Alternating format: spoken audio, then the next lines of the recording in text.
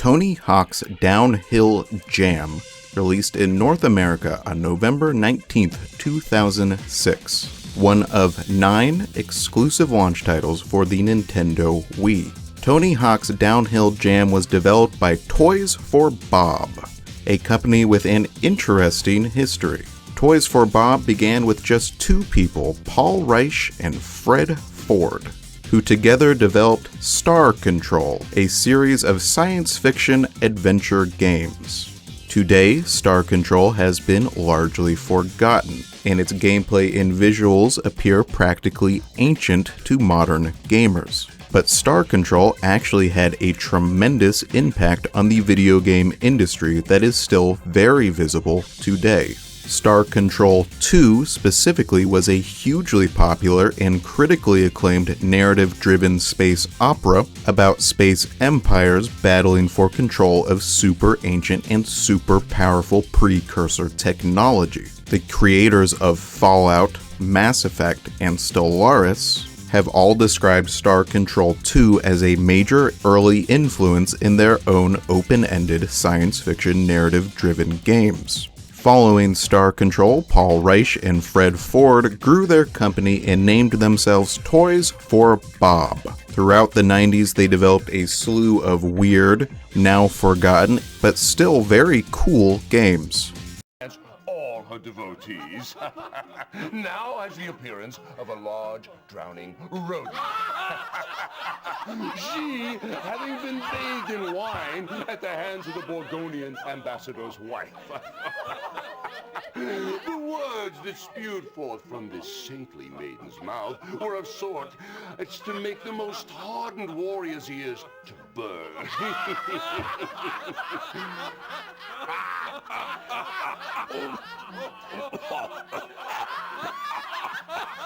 On hearing this... Nonsense! The lad saved my life! What is your name, boy? Chauncey, sir. My lord. Your Highness, sir. And where do you hail from? Well, I have no home, sire. I was raised by a kind herd of wild cows. Ah! Then, Toys for Bob was acquired by the mega publisher and franchise death milker Activision in 2002. Activision tasked Toys for Bob with developing a couple pretty decent children's movie licensed tie-in games, and so the developers of the influential and mature complex space opera Star Control had now been reduced to making children's games like Madagascar and Disney's Extreme Skate Adventure, which led to their being tapped for developing Tony Hawk's Downhill Jam, a goofy skateboarding spin-off game to be released alongside the more serious Tony Hawk's Project 8. Toys for Bob later went on to develop the wildly popular children's franchise Skylanders, a Toys to Life series that inspired Nintendo's development of the Amiibo collectibles. Toys for Bob has had one of the weirdest trajectories of any video game developer I know of. Without them, we probably wouldn't have either Mass Effect or Amiibos. Their impact on the industry has been far-reaching and eclectic. Tony Hawk's Downhill Jam was the 8th game released in the Tony Hawk skating series, released alongside the aforementioned Tony Hawk's Project 8. The Tony Hawk series, one of the most financially successful in video game history, began in 1999 with Tony Hawk's Pro Skater for the PlayStation. At the time, Tony Hawk's Pro Skater was hailed as one of the greatest games ever made, praised for its highly addictive gameplay, smooth controls, and unprecedented skateboarding physics. Following this success, Activision released 7 more Tony Hawk games in the next 7 years, and with each new release, slowly ground the series into the dirt. Activision did little to evolve the series over those 7 releases, essentially releasing the same game over and over again to capitalize on its initial financial success. The series was already deep into a critical and commercial decline by 2006, which brings us to Tony Hawk's Downhill Jam.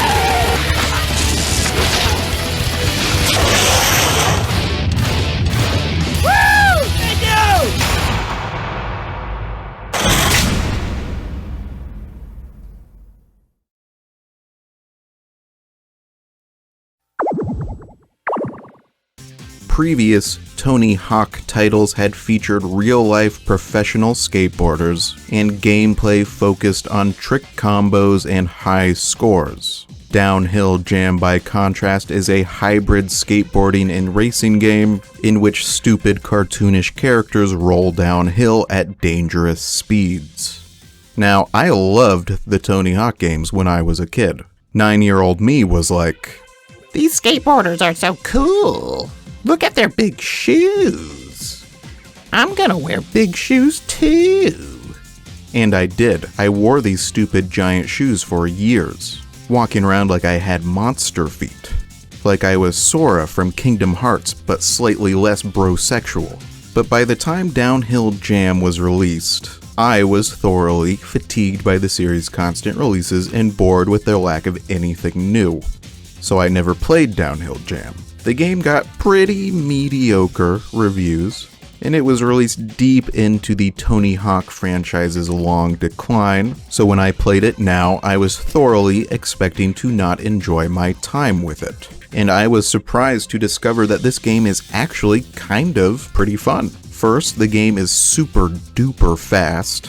You freaking fly down these hills at literal death speed. All of these characters should be dead. Most of them don't even wear helmets. You're moving so fast you barely have time to react to anything. And the tracks are so packed with stuff there is a ton to react to. The race tracks are the most impressive part of the game.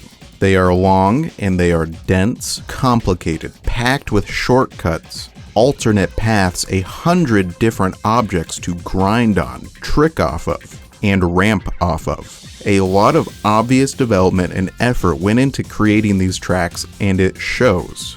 And they have so much variety. This Edinburgh track starts off in a medieval castle, moves down through the crowded city streets filled with cars and pedestrians, and then ends in these half-flooded, crumbling ancient catacombs. Every track is like this. Every track transitions through all these totally different sections, and every inch of them is packed with shortcuts and ramps and trick spots. The controls are super fluid, the motion controls are perfect, and it's very easy to mix kickflips and grabs and tricks in between flying through crowded alleys, down mountainsides, and over rooftops.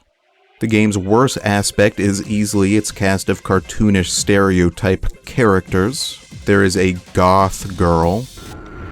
So I've heard that you've had a lot of different jobs. Oh yeah, lots of jobs. And I never keep them very long. Pizza delivery person, biochemist, postal worker, SEAL trainer, ear model. I was even one of those costume characters at an amusement park once. Wow, an amusement park. Hey, what happened with that job? You don't want to know. So much blood. And a preppy girl. I know you must have some. What are you saying? Are you calling me a total gossip? Because I am totally not. I am also not the one who went out and got a fake butt, thank you. Sorry, my mistake. Wait a minute, did you just say she had a fake butt? Total implants. Her natural butt just wasn't ghetto enough, I guess. And a Rastafarian, Political person, I'm sure you have a theory as to why someone like Crash craves bailing so much and the pain that comes with it. Psychologically speaking, of course. Yes, I do. And what is that theory? That Crash is an idiot. and a German guy. Indicating. Back in the day, I used to have to walk to school, except I was hella fat and couldn't walk very far without getting hella tired. I tried to ride a bike, but I was too fat for that also. And a skateboard was the only thing that I could use to roll to school. And also just Tony Hawk. Far, she's a really good athlete. You can tell that girl works out, although don't tell her I said that. These characters are boring at their best and irritating at their worst. Every event begins with a talking head, and these talking heads are so aggressively unfunny that I can't even tell if they're actually supposed to be jokes, or if they're just pointless, banal rambling. The game's campaign mode is also a bit underwhelming. There are a ton of events to complete and characters to play as, but those events start to feel very similar after a short time. They are fun, but the game doesn't provide the player with any compelling reason to keep doing the same races over and over again. A little bit of narrative could have gone a long way here. This game is doing a lot right and very little wrong. I think it deserved higher scores than it received from professional reviewers of the time. There was a solid base here that could have been improved upon to create some genuinely fun and very unique racing games. Unfortunately, Downhill Jam was the last of its kind, and the experiment of combining racing with skateboarding would not be attempted again. 3 more Tony Hawk games would be released for the Nintendo Wii, as Activision continued to publish a perpetual stream of mediocre skateboarding games, wringing the once revered franchise utterly dry in their quest to squeeze absolutely every possible penny from the now desiccated and pitiful corpse of Tony Hawk's Pro Skater. Those future Wii releases were Tony Hawk's Proving Ground, Tony Hawk's Ride, and Tony Hawk's Shred, none of which I've ever played. I always assumed they were all terrible, but that's what I assumed about Downhill Jam, and it turned out to be really fun, so maybe those are cool too. I will get to those 3 other Tony Hawk games someday, since I am going to review every game ever released for the Nintendo Wii or die trying.